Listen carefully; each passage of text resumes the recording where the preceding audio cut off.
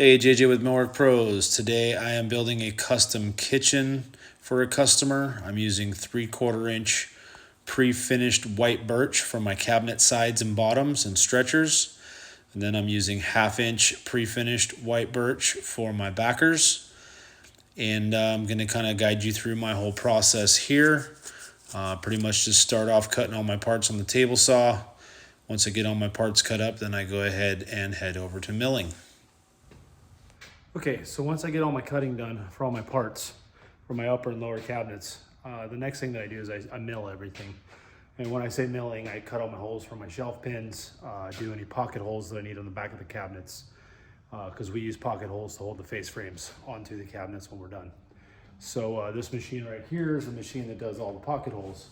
And This is the machine that does the shelf pin holes, not the pocket holes. Sets everything at the 32 millimeters on center.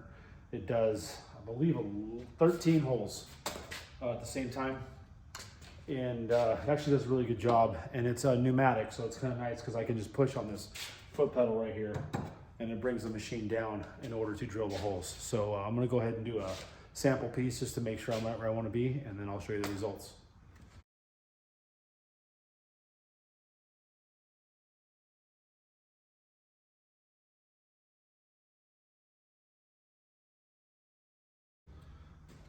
So there you go. There's all the shelf pin holes, starting at approximately about 5 1/4 inches off the bottom. It's just a measurement I like. Pretty rare that somebody's gonna put a shelf that low to store stuff. So I start about where I think the bare minimum would be for a bottom shelf. I think this is a little too deep right here. This is about 2 1/2 inches, 2 3/4 inches. Yeah, I think this is a little too far from the front and from the back. It's about 2 5/8 inches to the center of the hole. So what I'm gonna do is I'm gonna go ahead and adjust the machine and get it to where I've got about 1 1/2 inches. Actually, I think about 1 3/4 inches. I don't want them too close to the back, because then if a customer pulls something off the shelf and the shelf moves with it, it could tend to fall off the pinholes if it's not secured in place properly. So I'm gonna go ahead and adjust the machine now.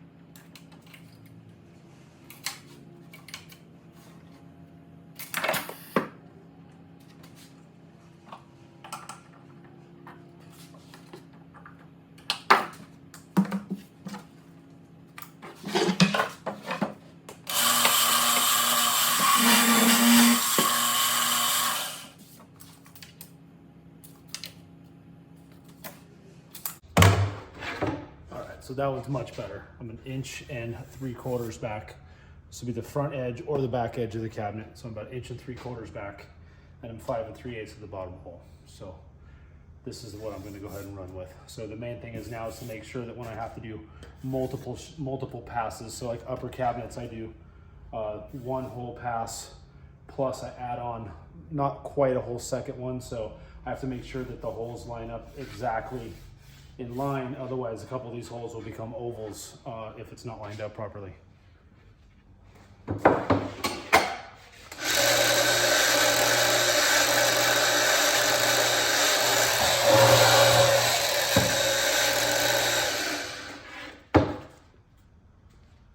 So I don't know if you can see this, but right here you can see that my hole is a little too close when I drilled it, which means that my left side of the machine is a little too far away. So I need to adjust it back.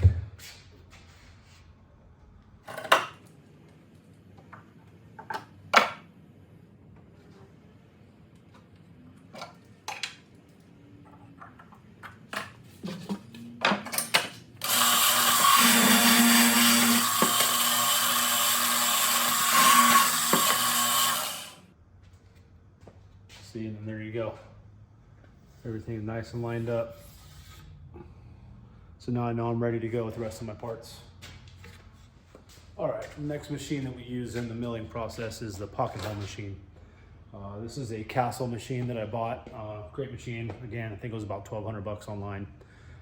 They are actually made in California. Let's see, Petaluma, actually, California. So it's a Castle machine, does the pocket holes. Let me show you.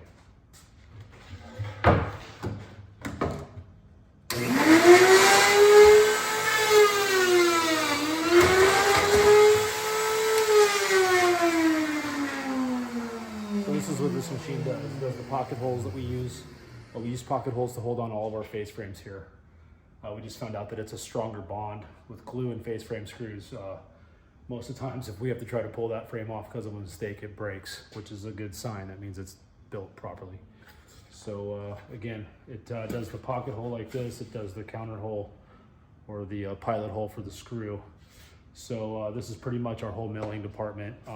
We do all the shelf pin holes, do our pocket holes, and then after that, the assembly begins. But right now I gotta go through all of our parts and put all the pocket holes in the shelf pin holes in all of them. So I'll go ahead and speed that up for you.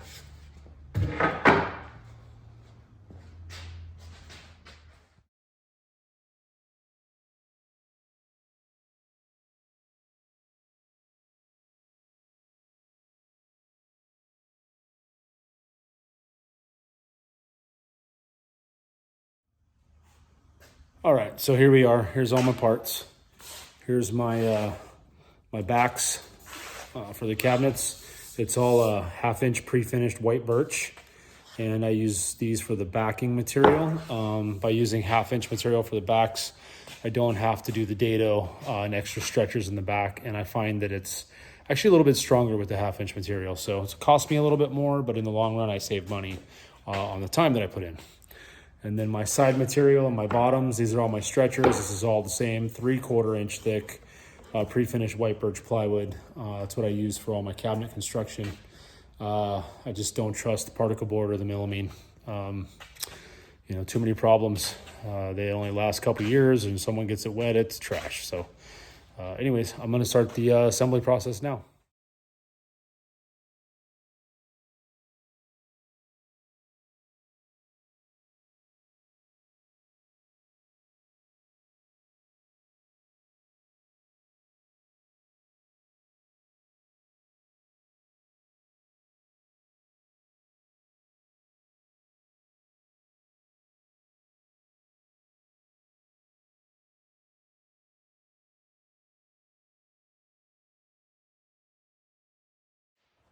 All right, so here's pretty much what a box looks like before we get to the face frame process. I do have one-sided pre-finished white birch. There's our pocket holes that we did earlier, and this is a cabinet that will get shelves, so you can see my shelf pin holes. I use one-sided pre-finished birch because it's cheaper, because the outside either will get a finished panel glued to it, or will butt up against another cabinet, or there will be a wall. So there's no need for two-sided. Saves me a few dollars per sheet by doing it that way. But I make these boxes. They are 30 inches tall from the top to the bottom. This particular cabinet is 17.5 inches wide, and it is also a standard depth. Right now it's at 23.25 inches deep from the front to the back. I will end up 24 inches once I put a 3/4 inch thick face frame on it. Majority of what we do here, we do face frame cabinets. So this is pretty much how it is. When I do the assembly, I use staples to hold everything in place. They're 1.25 inch staples. You can see there's a hole right there. There's another one. And then once I get everything held in place, then I do my countersink. And then I use 1 5/8 inch holes to hold the box together. And for the 1/2 inch backer, I do the same process. I staple it down. It helps square up the box. And then I use my 1 5/8 inch screws this time. Usually I use 1.25 inch, but my countersink depth was a little too deep for 1.25 inch. So I used 1.5 inch for the back. No harm, no foul. Doesn't show any damage. And will actually end up being stronger in the long run. So again, this is pretty much the end of our first step for assembling cabinets.